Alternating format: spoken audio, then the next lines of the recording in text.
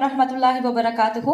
Welcome to class 8 students. We'll be learning a new lesson in English language, and that is the noun gender. So we all are familiar with gender, right? Female, male, clear? So we will be learning three types of gender, and that is masculine, feminine and neuter gender. So what do you understand by the word masculine? Yes, it is the word which categorizes all the males, and feminine tells that it's all females. And we have neuter gender, and neuter gender is neither a female nor male. It talks about things which do not have any life in them. So here, a noun that denotes a female animal is said to be a feminine gender, and a noun that denotes a male animal is said to be the masculine gender. Now, next one. And then a noun that denotes either a male or a female is said to be of the common gender, for as parent, child, friend, pupil, servant, thief, relation, enemy, cousin, person, and so on. Because, for example, parent-teachers meeting. Do we specify telling mother-teacher meeting? No, we tell it as parent-teacher. It becomes a common gender. And next, a noun that denotes a thing that is neither male nor female is called as neuter gender, or it's usually used for things which do not have any life. For example, book, pen, room, tree, and so on. The word neuter means neither, which is clearly understood that neuter gender is neither a male nor female. And it is very clear that in certain languages, we put certain things as a masculine gender and we categorize certain things as feminine gender. For example, when you take the language Urdu, we have baghiche, and we categorize baghiche as a male gender, masculine, and lakdi as a feminine gender. Clear? So it is not clear. It will be thus seen that in modern English, the gender of a noun is entirely a matter of sex or the absence of sex. It has nothing to do with the form of a noun, which determines its gender in many other languages. As I gave the example of baghiche, where we tell it as a masculine gender, and lakdi, we tell it as a feminine gender. It is not necessary that if you tell in English, tree stands for neuter gender, in Hindi it doesn't stand for neuter gender. So every language, things are categorized in different genders. Clear? Now we will learn how we form feminine nouns. There are three ways of forming the feminine nouns. For first one, by using an entirely different word. For example, boy, girl. Girl is a different word, boy is a different word. We are not adding any other suffixes to the same word to make it as feminine. This is the first way. The second way is by adding a syllable like ESS, INE, TRIX, A, etc. For example, author, authoress, actor, actress. And then the third way is by placing a word before or after. For example, grandfather. So instead of grandfather, I will write grandmother. So after grand, I am replacing father with mother. And then manservant, maidservant. So servant is common. Man is a masculine. Again, maid is a feminine. Clear? So here on page 17, you have a box which talks about masculine and feminine gender, formation of feminine gender. So in masculine, we have bachelor. In feminine, in olden days or few years ago, for bachelor, they told it the female form was maid, but now we tell it as spinster. And then buck, doe, cock, hen, drone, bee. So like this, you need to read and practice this. Clear?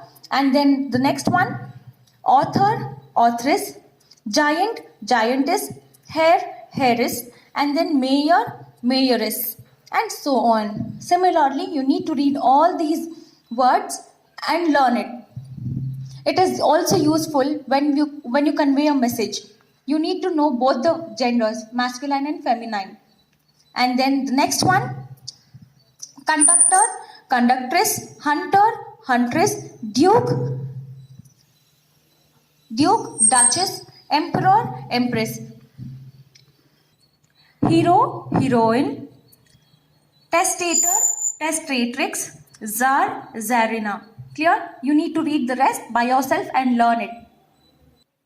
Grandfather, grandmother, landlord, landlady, milkman, milkwoman, peacock, peahen, salesman, saleswoman, and so on. Similarly, you need to read the entire words by yourself and learn it. And next, we have noun number. What do you understand by number? Yes, something that can be counted. So here, nouns also have their numbers. They are either singular or they are either plural. So let's learn how do we make singulars to plurals. So now, look into the boxes. Tree, trees, box, boxes, ox, oxen, man, and men. See children, make it as a note. For man and women, it is not mans and women's. That's the wrong way. You'll replace man with men and woman with women. Clear? And here, what did we read in the first box? Tree and trees. What have we done here? We have made the tree singular noun to plural by adding s. Then box, boxes. What have we done in boxes? We've added es. Again for ox, we've added en. Oxen. We'll not tell oxes, it's oxen. And then for man, we have replaced a with e, men.